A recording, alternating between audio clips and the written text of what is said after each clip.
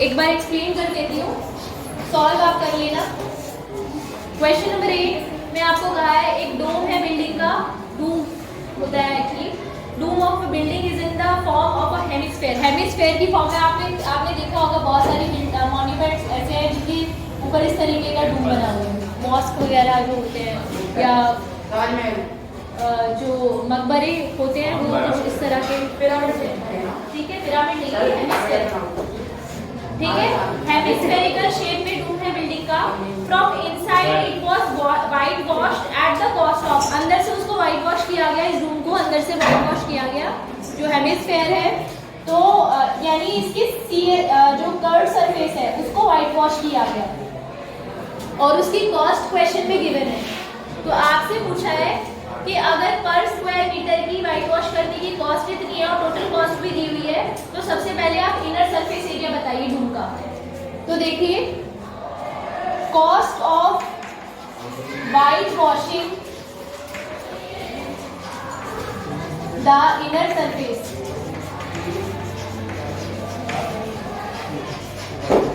Will be equal to, ये जो inner surface को वाइट वॉश करने की कॉस्ट अगर आप निकालते, नहीं दी होती तो कैसे निकालते, CSA ऑफ हेमिस्फेयर, क्योंकि अंदर का जो उसका सरफेस है वो कैसा है, कर्व सरफेस है, कर्व सरफेस को ही पेंट कर रहे हैं, वाइट वॉश कर रहे हैं, ठीक है।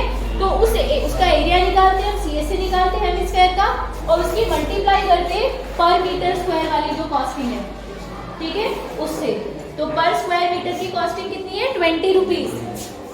Cost of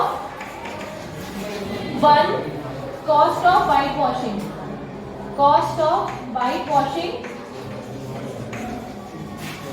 1 square metre. CSA of hemisphere हमें नहीं पता है, ये निकालना है हमें, ठीक है। इसको मैं नीचे लिख रही हूँ एक्चुअली, CSA हमें फाइंड आउट करना है into cost per square metre की कॉस्ट कितनी है 20, और ये वाली जो कॉस्ट है वाइट वॉशिंग करने की, पूरे सरफेस को वाइट वॉश करने की कॉस्ट जो है वो हमें क्वेश्चन में गिवन है। कितनी गिवन है बताओ, 4989.60। यहाँ से आप CSA की वैल्यू कैलकुलेट कीजिए, तो CSA हो जाएगा आपका 4989.60 डिवाइडेड बाय 20। ये आपका जो भी आंसर आएगा स्क्वायर मीटर में ये CSA आएगा, कितना आएगा 249.48। कितना है 4989, ये ठीक तो लिखिए। कॉस्ट ऑफ वाइट वॉशिंग क्या है, कॉस्ट ऑफ वाइट 8.96।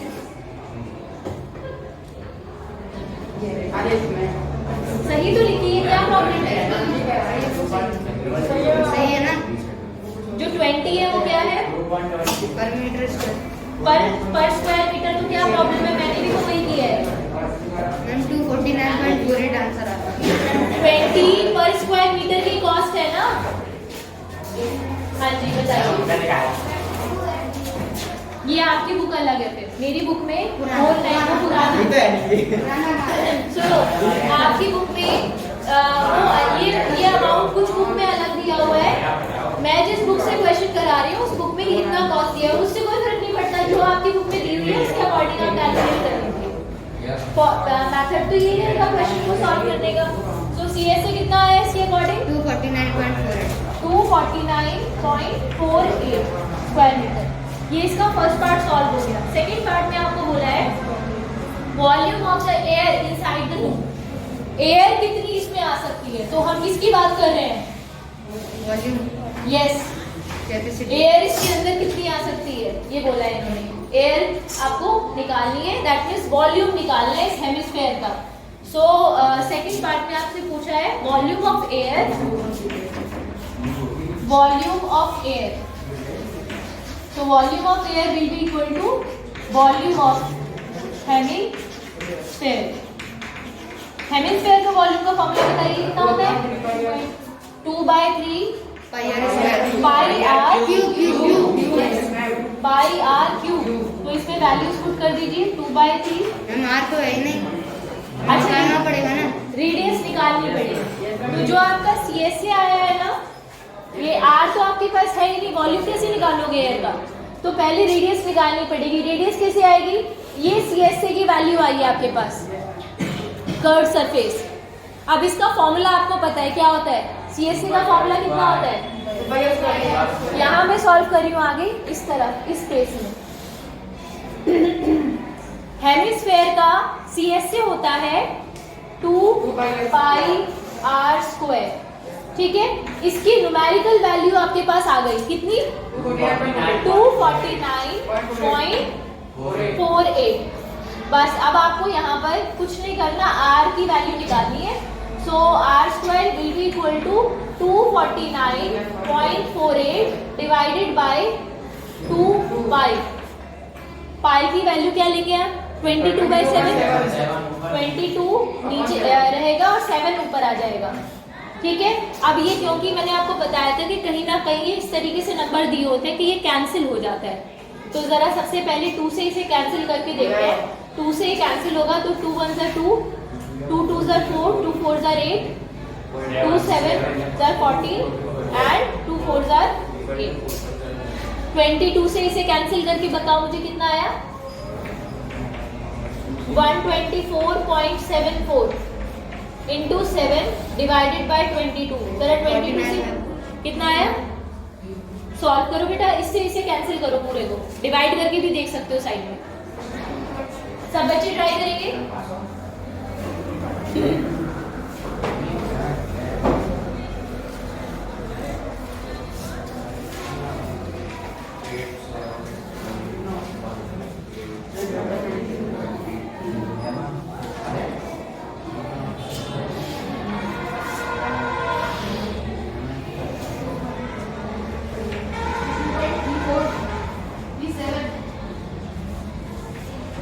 11 से इसे करके देख लो।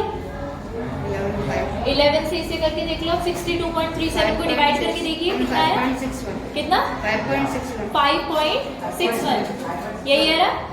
ठीक है, 5.61 की 7 से मल्टीप्लाई करके फाइनल आंसर बताइए r² की। r² की वैल्यू कितनी आई है? 3927 आ रहा है। कितना? 3927। डेसिमल में आएगा ना? 39.27। यही आ रहा है सबका? सबका यही आ रहा है? Yes ma'am.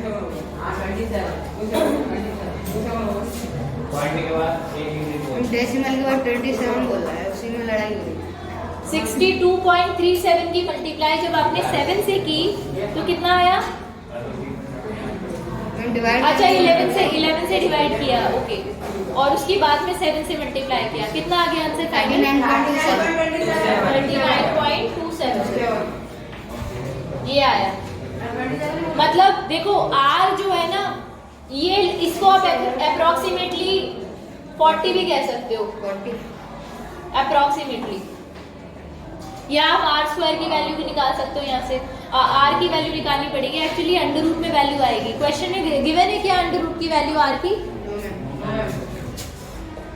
Okay, so students r² की वैल्यू है 39.69 और यहाँ ये जो स्क्वायर होता है ये 3969 इज द स्क्वायर ऑफ 63। इसका तरीका मैंने अभी आपको बताया कैसे हम फाइंड आउट करते हैं। क्लोजेस्ट स्क्वायर जो आपको पता है वो फाइंड आउट कर लीजिए और उससे आप अंदाजा लगाइए लास्ट डिजिट से अप्रोक्सीमेटली आपका किसका ये स्क्वायर हो सकता है। ठीक है, ये क्लियर है सबको? अब डेसिमल में ये 3969 63 का स्क्वायर है, यानी ये जो स्क्वायर रूट निकलेगा r की वैल्यू यहाँ से आ जाएगी कितनी? 6.3। 0.63 आएगी। देखते हैं चलो। r की वैल्यू हो जाएगी अंडर रूट 3969 अपॉन 100 है ना? डेसिमल हटा दिया मैंने उसको ताकि वो रहे। अब रूट से बाहर 100 का जब रूट करेंगे तो 100 का रूट होता है 10 और ऊपर हमें पता चला कि इसका रूट होगा 63, तो आंसर आएगा 6.3। r की वैल्यू आ गई हमारे पास। r is 6.3 centimetre. अच्छा क्वेश्चन है काफी, क्योंकि इसमें एक अलग नंबर हमें मिला है। जनरली ऐसे बड़े नंबर्स हमें नहीं मिलते हैं देखने को स्क्वायर्स के। तो ये 6.3 सेंटी। अब तो आपको पता ही है आर की वैल्यू आपको आ गई। वॉल्यूम हमें निकालना था एयर का सेकंड पार्ट में, तो यहाँ पर आप आर की वैल्यू 6.3 रख दीजिए, उसका क्यूब निकाल, उसको सॉल्व कर दीजिए और वॉल्यूम आपका निकल जाएगा सेंटीमीटर क्यूब। पाई की वैल्यू पुट कर लीजिए, हाँ यहाँ पे पुट कर लीजिए। इनटू पाई में निकाल लेना आंसर, या तो आपकी मर्जी है पाई की वैल्यू भी पुट कर सकते हो। सेंटीमीटर क्यूब में आंसर आएगा। समझ आ गया ना मेथड? प्लीज नोट कीजिए।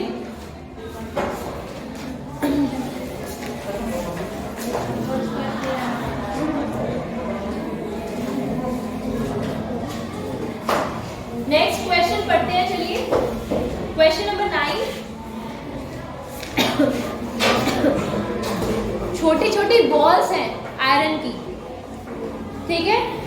27 सॉलिड आयरन स्फेयर्स, स्फेयर माने बॉल्स, ठीक है। कितनी है? 27 है आयरन की। आपको क्वेश्चन में उनकी रेडियस कहा है कि अगर उनकी रेडियस r हो और सारी एक जैसी है, रेडियस अगर r हो और सरफेस एरिया s हो, और उन सारी छोटी बॉल्स को मेल्ट करके पिघलाकर एक बड़ा गोला बनाया गया है, बड़ा स्फेयर बनाया गया है।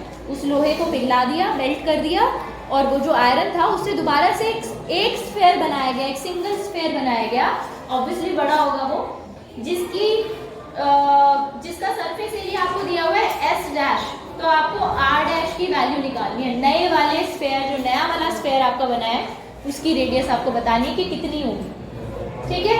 क्वेश्चन बहुत इजी है, बस एक कॉन्सेप्ट आपको समझना है कि जब हम किसी शेप को, मान लो आपके पास क्ले है, अब सोचना आपके पास क्ले है, आपने कुछ पर्टिकुलर क्ले लिया, आपने उससे बनाया पहले सिलेंडर, ठीक है।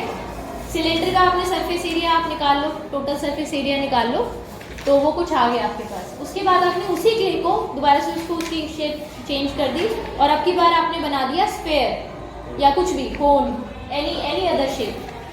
अब आप उसका टीएसए निकाल लीजिए। टीएसए डिफरेंट हो सकता है उस दोनों चीज़ों का, लेकिन एक चीज़ है जो मेल्ट करने पर, या उस मटेरियल तो उतना ही है ना, क्ले तो नहीं बदली आपकी, जितनी क्ले पहले थी उतनी क्ले अब है, तो क्या नहीं बदला? वॉल्यूम, वॉल्यूम नहीं बदला। जब भी हम किसी चीज़ को, ये ध्यान रखना, जब भी हम किसी चीज़ की शेप चेंज करते हैं तो एरिया तो चेंज होता है, लेकिन वॉल्यूम सेम रहता है, क्योंकि वॉल्यूम का मतलब है जिस चीज़ से मिलकर वो बना है, ठीक है, या फिर जितना स्पेस वो ऑक्यूपाई कर रहा है। स्पेस वो अभी भी उतना ही ऑक्यूपाई करेगा, दूसरी शेप में लाने के बाद भी वो उतना ही स्पेस ऑक्यूपाई करेगा। समझ में आया? ठीक है, तो वॉल्यूम चेंज नहीं होता। ये इस तरह के क्वेश्चन कभी भी आए, मेल्ट वाले क्वेश्चन आए, तो इसमें यही कॉन्सेप्ट यूज होगा कि वॉल्यूम सेम रहेगा। तो जो 27 छोटी बॉल्स है ना, उनका वॉल्यूम जितना होगा टोटल, उतना ही वॉल्यूम होगा बड़े वाले स्फेयर का, जो नया स्फेयर हमने बनाया है, ठीक है। चलो इस क्वेश्चन को सॉल्व करते हैं। Question number 9।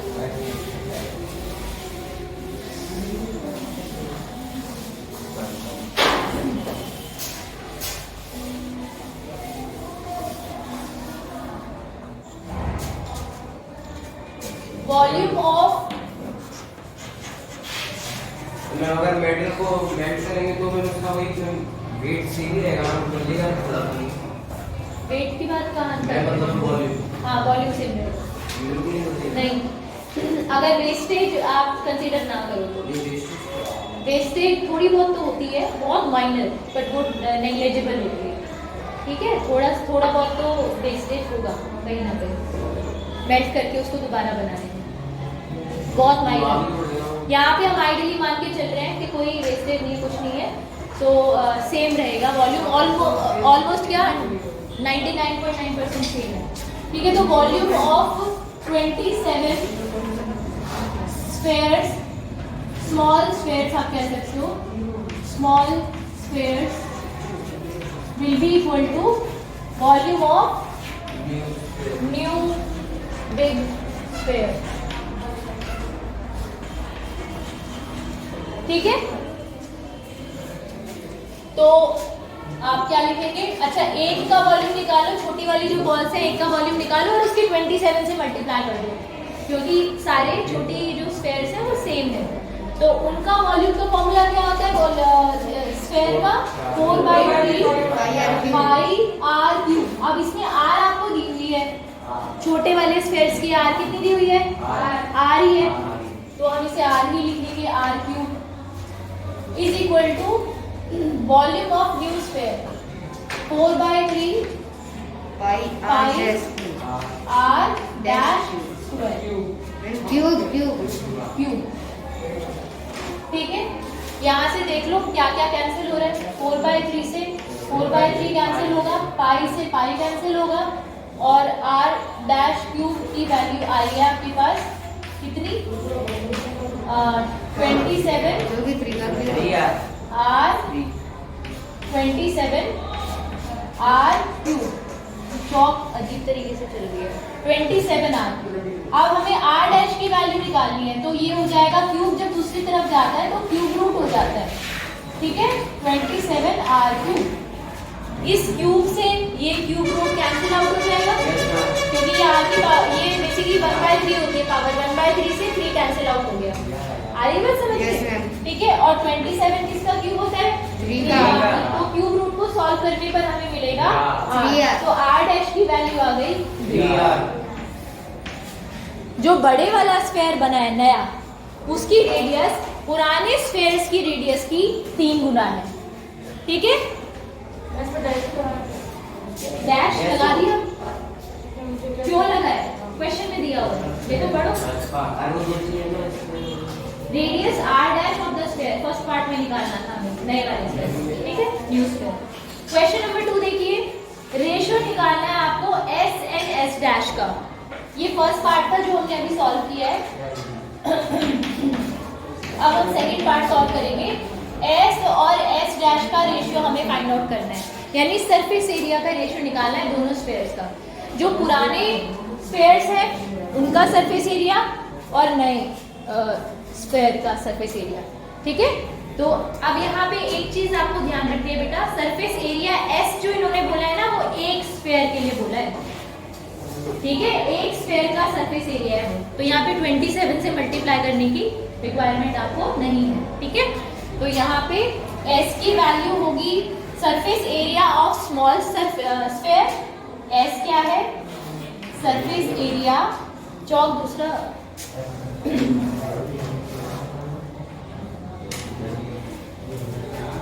Surface area of small sphere,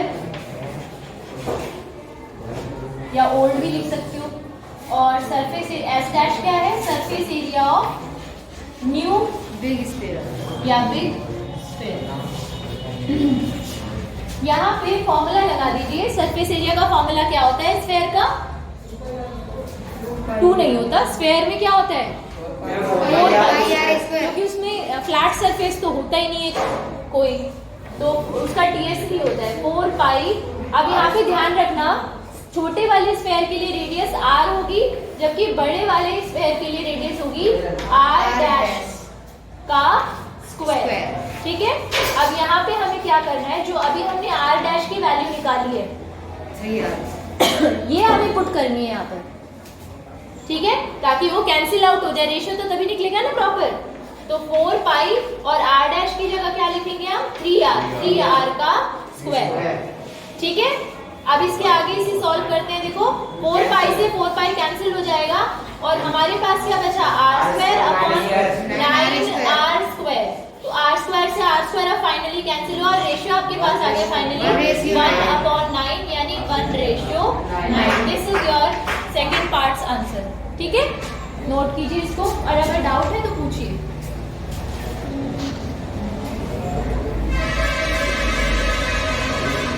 देखो मैंने एक चीज आपको पहले भी बताई थी, शॉर्ट ट्रिक, कि अगर रेडियस के बीच का जो रेशियो आपको दिया होगा उसका स्क्वायर होगा एरिया के बीच का रेशियो। देख लो वही हो रहा है यहाँ पे, रेडियस के बीच का रेशियो कितना था, 1:3 है ना, पुराने वाले की अगर 1 है तो नए वाले की 3 होगी, और उसका स्क्वायर कर दो तो वो एरिया के बीच का रेशियो आ गया 1/9, और क्यूब करेंगे तो वॉल्यूम के बीच का रेशियो आ जाएगा 1/27, ठीक है।